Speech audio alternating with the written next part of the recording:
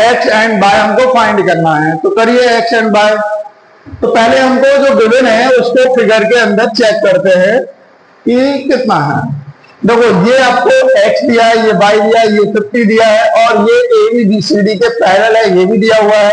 अच्छा ये बताइए, अगर ABCD के पैरेलल है तो ये वाला एंगल और ये पूरा एंगल क्या होगा? अल्टरनेट इंटीरियर एंगल, और ये इक्वल भी हो जाएंगे क्योंकि लाइन पैरेलल है ना। तो सेंस हमको मालूम है कि ये 50 प्लस बाय इक्वल टू किसके होगा? 127 के। रीजन क्या है? Alternate interior angle. तो यहां से बाई का वैल्यू कितना आ जाएगा? 127 माइनस 50। तो y इक्वल टू कितना आएगा बताओ? कितना? 77 डिग्री। 77। अगर यहां पे भी देखें तो ABCD के पैरेलल है, तो ये वाला 50 और ये वाला x, ये भी क्या है? अल्टरनेट इंटीरियर एंगल है कि नहीं है? तो सेंस हमको दिख रहा है कि x भी 50 के क्या है? अल्टरनेट इंटीरियर एंगल में है, और लाइन पैरेलल होने की वजह से ये इक्वल भी होंगे।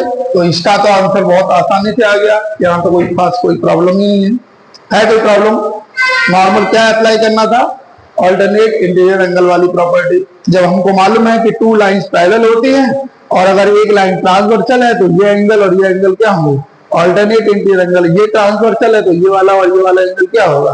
अल्टरनेट इंटीरियर एंगल होगा, है ना। नेक्स्ट करंट क्या? हाँ वो 180 होगा, लेकिन अभी हमने वो प्रॉपर्टी बताई नहीं आपको, आगे चल के बताऊंगा तब मैं उसको अप्लाई करूंगा।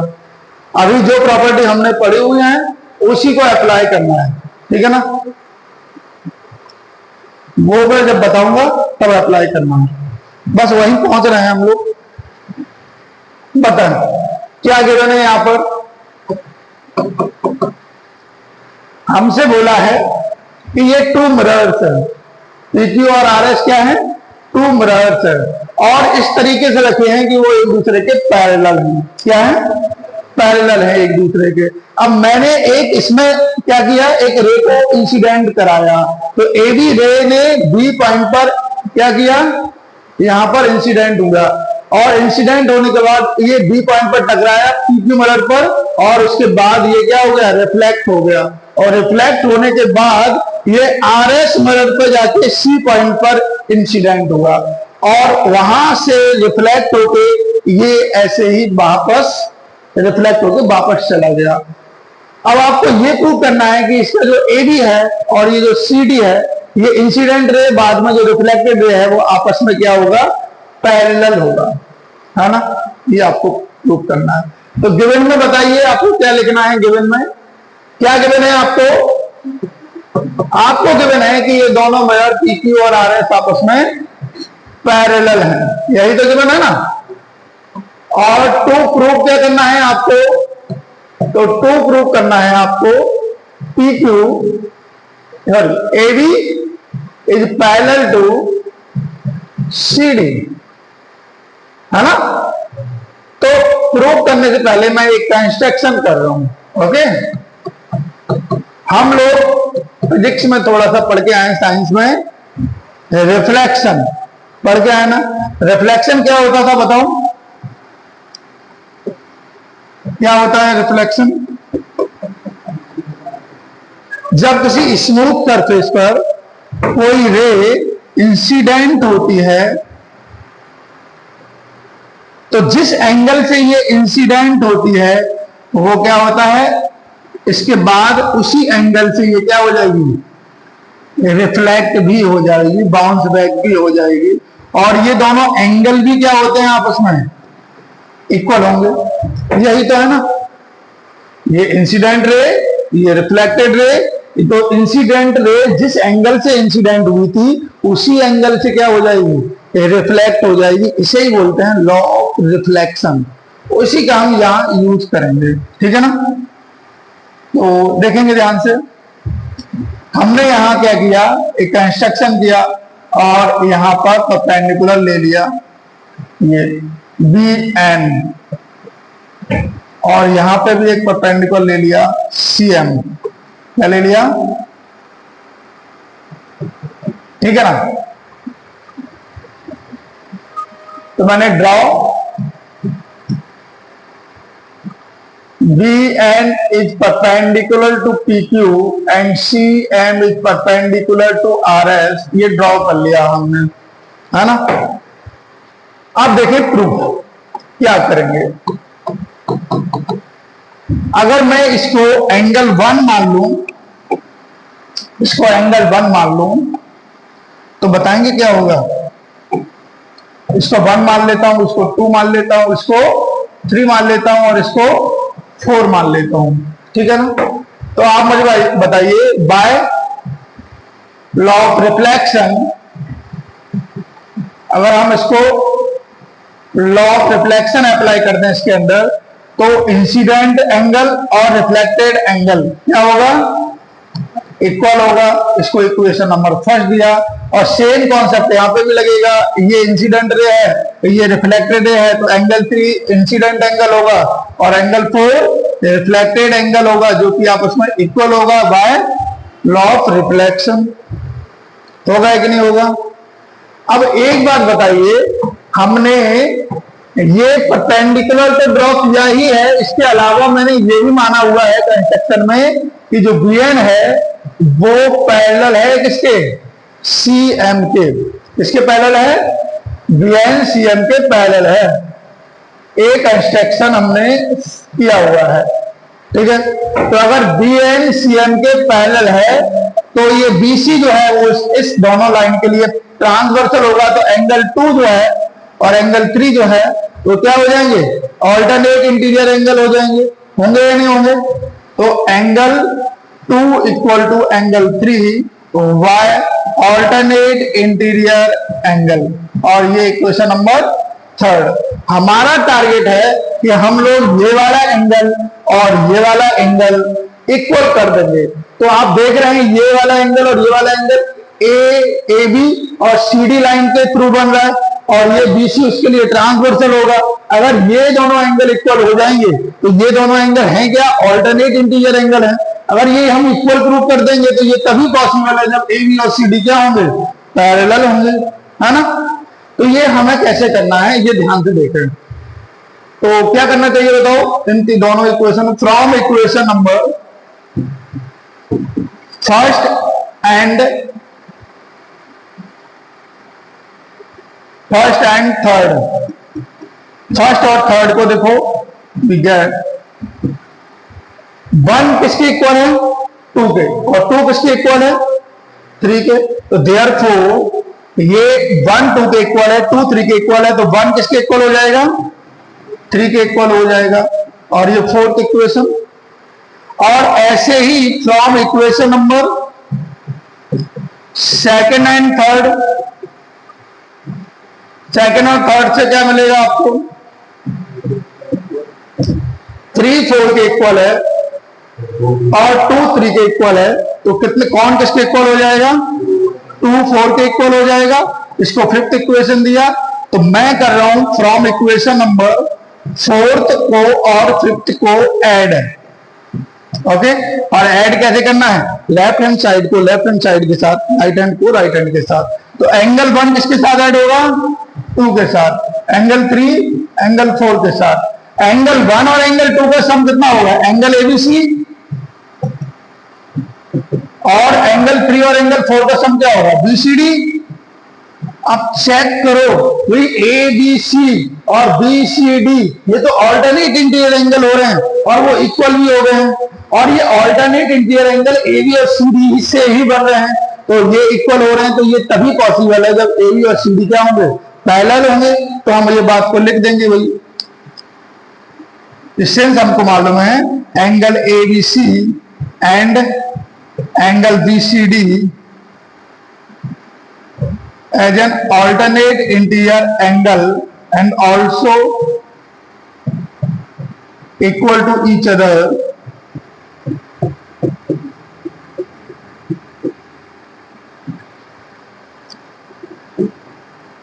so this is possible when AB is parallel to CD।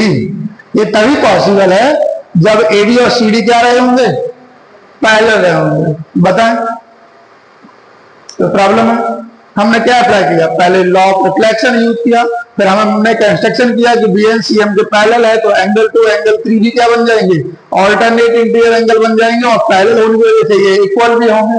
फिर हमने 1 और 3rd को लिया, तो 1 2 के इक्वल है, 2 3 के इक्वल है, तो 1 3 के इक्वल हो जाएगा। फिर हमने 2nd और 3rd को लिया, 3 4 के इक्वल है, 3 2 के इक्वल है, तो 2 और 4 आपस में इक्वल हो जाएंगे। फिर इन दोनों को ऐड कर दिया तो पता चला कि ये वाला एंगल और ये वाला एंगल आपस में इक्वल है।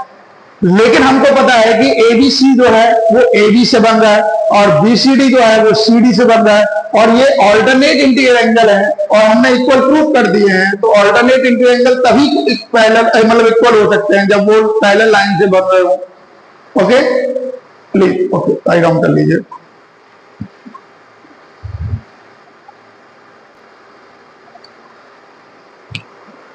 हो गया राइट डाउन। ओके आगे बढ़ते हैं। देखिए नेक्स्ट क्वेश्चन।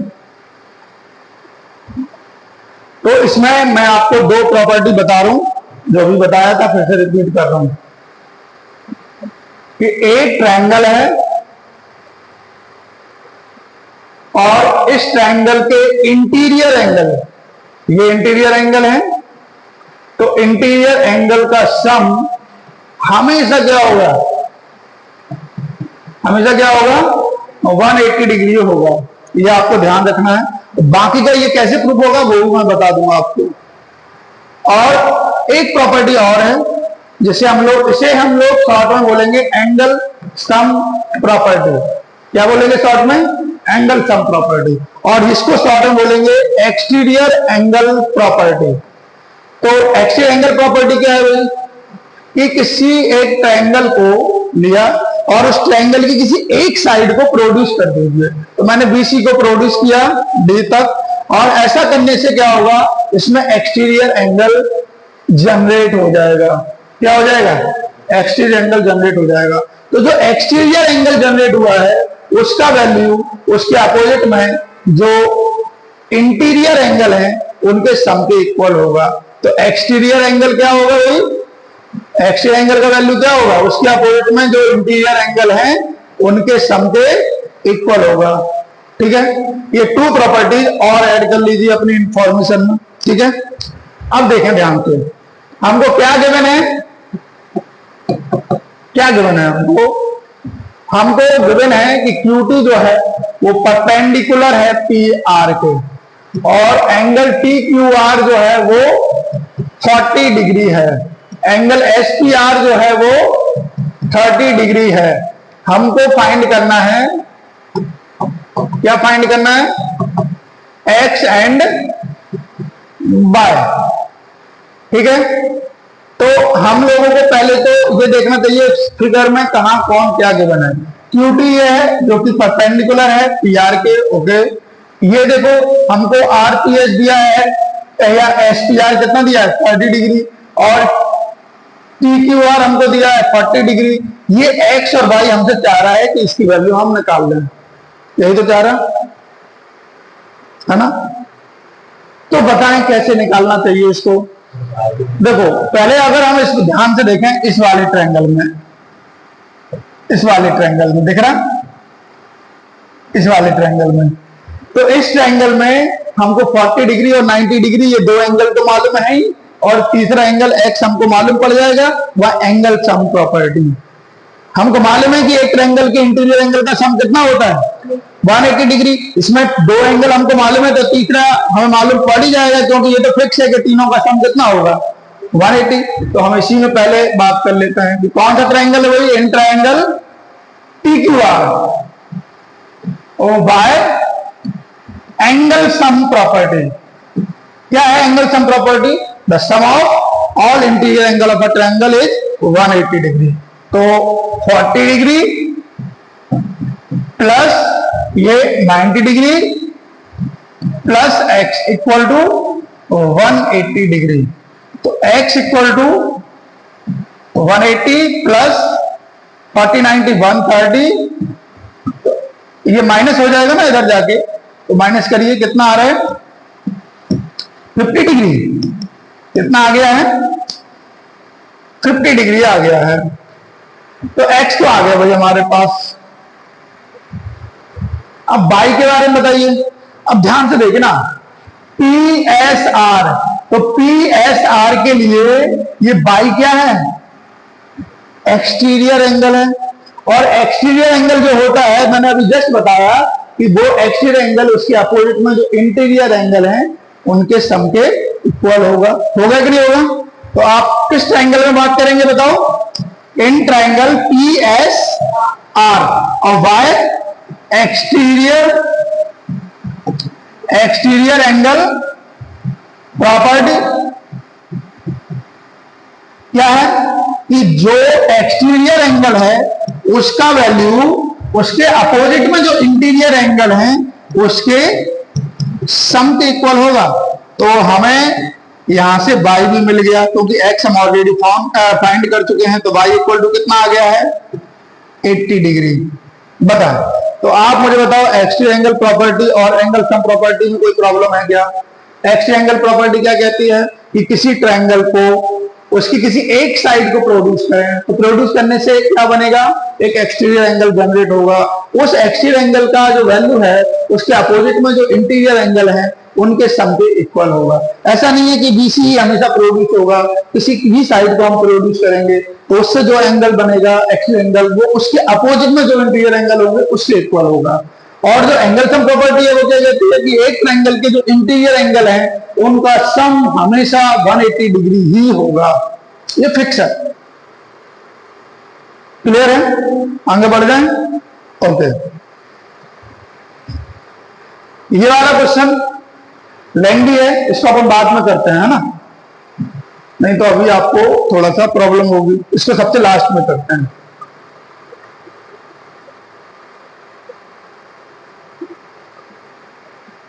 बता,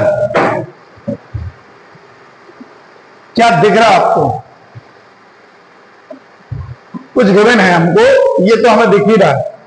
क्या गिवन है कि एंगल SPR कितना है 135 डिग्री, एंगल PQT कितना है 110, यही है ना।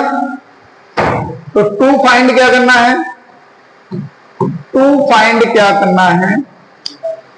PRQ हमको फाइंड करना है। तो ध्यान से देखिए सॉल्यूशन, बहुत प्यारा क्वेश्चन है। अब आप मुझे बताइए, अगर मैं इसको x मान लूं, किसी को प्रॉब्लम है क्या? इसको अगर मैं y मान लूं तो ये किसी को प्रॉब्लम है? और PRQ को हमको फाइंड करना ही है, इसको क्यों लेट करना? ठीक है, तो अब आप मुझे बताएं कि ये एंगल 110 और x क्या एक ही लाइन के एंगल नहीं है क्या? ये दोनों को देखो एक ही लाइन के एंगल हैं, तो दोनों का सम कितना होगा 180 डिग्री बाय लीनियर एंगल। तो सिंस हमको मालूम है कि 110 degree plus x degree equal to 180 degree by linear pair angle, इससे आपको x मिल गया है। तो x equal to 180 degree minus 110 degree, तो x equal to 70 degree. x equal to कितना 70 डिग्री। ठीक है, तो ऐसे ही हमको मालूम है, उसमें भी ध्यान से देखो सेम प्रॉपर्टी अप्लाई हो रही है। ये 130 एंड बाय दोनों ही किस पर हैं, PQ लाइन पर ही है, तो ये भी इनका भी सम कितना होगा, तो y plus 135 degree equal to 180 degree, y same property linear pair angle. तो therefore y equal to 180 minus 135, तो y इक्वल टू कितना आ गया भाई 45। ओके, अब आप थोड़ा ध्यान से देखें, इस PQR ट्रायंगल के अंदर x मालूम पड़ गया है, y मालूम पड़ गया। अब जो हमको PRQ मालूम करना है वो नहीं मालूम पड़ेगा क्या? किसी एक ट्रायंगल के अगर दो एंगल मालूम पड़ जाए, तीसरा तो मालूम पड़ेगा ही, क्योंकि ये फिक्स है कि इन तीनों का सम कितना है 180 है। तो हम इसमें अप्लाई करते हैं कि in triangle PQR by angle sum property, तो x plus by plus angle P R Q equal to 180 degree. Okay, X हमने निकाला हुआ है 70 डिग्री, बाई हम निकाल चुके हैं 45 degree. Angle P R Q हमको यहां से क्या हो जाएगा, फाइंड हो जाएगा। तो angle P R Q equal to 180 degree minus इन दोनों का सम कितना आ रहा है 125, 135 तो नहीं आएगा, 115 ही तो आएगा। ठीक है, तो फाइनली आंसर बता दो क्या आएगा, पी आर क्यू 65 डिग्री, यही तो आएगा ना। कोई प्रॉब्लम इसमें आ गया? किससे आया? Angle sum property, basic linear pair angle property, है ना। एक क्वेश्चन और करते हैं फिर राइट डाउन करना। ये वाला क्वेश्चन और बहुत अच्छा प्यारा क्वेश्चन है, बता कैसे करेंगे। पहले हम क्या करेंगे, जो हमको गिवन है वो लिखेंगे, बाकी का अगर ये ऑब्जेक्टिव क्वेश्चन आ जाए तो मैं आपको शॉर्ट ट्रिक भी बता सकता हूं, लेकिन पहले हम लोग इसको सब्जेक्टिव के हिसाब से सॉल्व करते हैं। हमें एक्स एंगल 62 दिया है, एक्स वाई जेड हमें दिया हुआ है 54 डिग्री, है ना। एक्स वाई जेड कितना दिया है,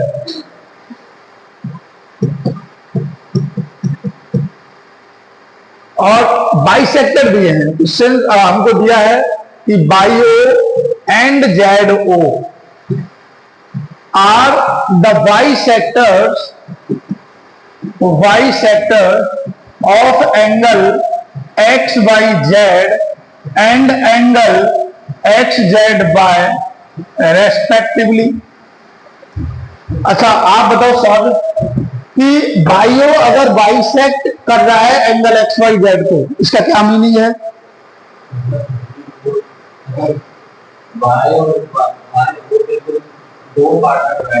हाँ बिल्कुल, कि एक्स वाई जेड जो है वो बाइसेक्ट हो रहा है किसके द्वारा, बाइयो के द्वारा। तो ये जो एंगल बन रहे हैं दोनों, वो दोनों एंगल सेम बनेंगे। तो क्या होगा, हम बता सकते हैं therefore angle 1 equal to angle 2, और ये दोनों ही एंगल, पूरा एंगल एक्स वाई जेड के क्या होगा, हाफ के इक्वल होगा। एंड आपको ये भी तो बोला है कि जो जेडो रे है वो एक्स जेड वाई को भी क्या कर रहा है, बाइसेक्ट कर रहा है। तो बाइसेक्ट करेगा तो क्या होगा भाई, ये भी यहां जो एंगल बने होंगे वो भी इक्वल हो जाएंगे आपस में। तो बाइसेक्ट का मतलब समझ में आता है नहीं क्या है। और ये दोनों ही वैल्यू जो पूरा एंगल एक्स जेड वाई है उसके हाफ के इक्वल होगा। अब हमको 2 फाइंड करना है। 2 फाइंड क्या क्या करना है भाई, पहला हमको निकालना है एंगल ओ जेड बाय, ठीक है, और दूसरा निकालना है एंगल बाई ओ जेड। तो जो हमको निकालना है ना, हम पहला काम उसी पर टिक करते हैं, भाई क्या निकालना है। बाई ओ जेड जो है वो तो ये एंगल है जो हमको निकालना है, ओ जेड बाय मतलब ये जो 4 है वो हमको निकालना है। तो ये 2 वैल्यू निकालनी है। अगर हम थोड़ा सा ध्यान दें तो हमें दिख रहा है कि कुछ चीजें तो हमें ऑलरेडी मालूम है, कि हमें मालूम है कि एंगल 1 और एंगल 2 आपस में इक्वल हैं, तो अभी बाइसेक्ट कर रहा है बाइयो, और पूरा एंगल एक्स वाई जेड के क्या होंगे, हाफ के इक्वल। तो एक्स वाई जेड ऑलरेडी हमको पता है 54 है, तो उसका हाफ कितना होगा, 27 डिग्री। तो इक्वेशन नंबर फर्स्ट, तो एंगल 1 आपका 27 है, एंगल 2 भी 27 है, दोनों को मिलाकर 54 डिग्री है। ओके, अब ऐसा ही अगर हम लोग ये एंगल एक्स जेड वाई निकाल लें तो उसका भी हाफ करेंगे तो 3 हो जाएगा और वो 4 हो जाएगा, है ना। लेकिन हमारे पास एक्स जेड वाई नहीं है, तो हम लोग को मालूम है कि ये 62 है, ये 54 है, तो ये इसमें एंगल सम प्रॉपर्टी से ये आ जाएगा। तो पहला काम क्या करेंगे हम लोग, in triangle X Y Z Y angle sum property. तो क्या होगा, angle X plus angle X Y Z plus angle X Z Y equal to 180 degree. ये एंगल एक्स, ये एंगल एक्स वाई जेड, ये एंगल एक्स जेड वाई, तीनों का सम कितना होगा 180 डिग्री। ये हमको 62 गिवन है, ये हमको 54 गिवन है, और ये एंगल हमें फाइंड हो जाएगा अभी। तो बताएं क्या आ रहा है? तो angle X Z Y equal to कितना आएगा? 180 डिग्री माइनस इन दोनों का सम कितना आ रहा है? 118 है ना। तो एंगल एक्स जेड बाय ये कितना आ रहा है? 62 ही तो आ रहा है ना। अब आपके पास किसका वैल्यू आ गया बताएंगे? ये पूरा एंगल मालूम पड़ गया, ये 64 आ रहा है।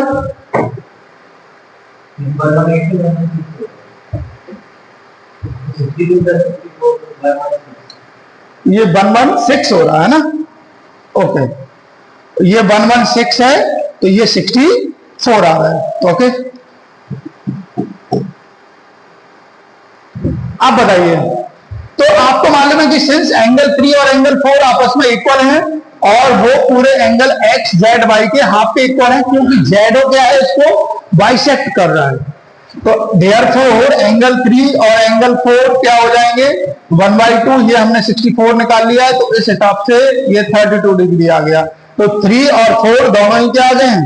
34। अब ये बात हमको मालूम है कि सिंस ये 4 क्या है? O Z Y, angle O Z Y आपका कितना है? एंगल 4 है, और इसका वैल्यू हम निकाल चुके हैं कितना है। तो पहला हमारा टारगेट कंप्लीट, फर्स्ट टारगेट हमने अचीव कर लिया कि भाई ओ जेड वाई निकाल लिया। अब आपका एक एंगल और बचा है, जो कि ये बाई जेड बचा है। तो बाई जेड निकालने के लिए हम क्या करते हैं? इसी ट्रायंगल में जाते हैं बाई जेड में, और इसमें प्रॉपर्टी लगाएंगे कौन सा? Angle sum property. तो हमको मालूम है कि सिंस एंगल 2 हमको मालूम है, एंगल 4 हमको मालूम है, और ये एंगल बाई ओ जेड जो कि हमें मालूम करना है, वो हम मालूम कर ही लेंगे। कैसे मालूम कर लेंगे? क्योंकि हमें 2 और 4 ऑलरेडी मालूम है। 2 कितना है? 27। 4 कितना है? 32। तो angle Y O Z equal to 180 degree. तो angle Y O Z equal to 180 degree minus ये कितना आ रहा है? 59 50। तो एंगल बाई ओ जेड कितना आ रहा है? 121। ओके, बताओ निकाल पाओगे आप लोग? कोई खास प्रॉब्लम इसमें नहीं है, वही सेम प्रॉपर्टी हमें अप्लाई करना, बस बेसिक चीजें क्लियर होनी चाहिए। बाइसेक्ट का मतलब क्या होता है समझ रहे हो? By angle X Y Z को क्या कर रहा था? बाइसेक्ट। तो हमने उसको हाफ कर दिया, दोनों जो एंगल बन रहे थे वो दोनों आपस में इक्वल होंगे, और वो दोनों किसके कितने होंगे? इतना पूरा एंगल था उसके हाफ के इक्वल होंगे। इस बात को ऐसे ही समझिए कि मेरे पास 10 रुपए हैं, मुझे 2 जगह बांटने हैं, तो 5-5 दे दूंगा मैं। लेकिन जो 5-5 रुपए मिले हैं वो टोटल का आपको कितना मिला है? हाफ ही मिला है। तो ये 1 और 2 आपस में इक्वल है, लेकिन टोटल के किसके इक्वल है? हाफ के इक्वल है।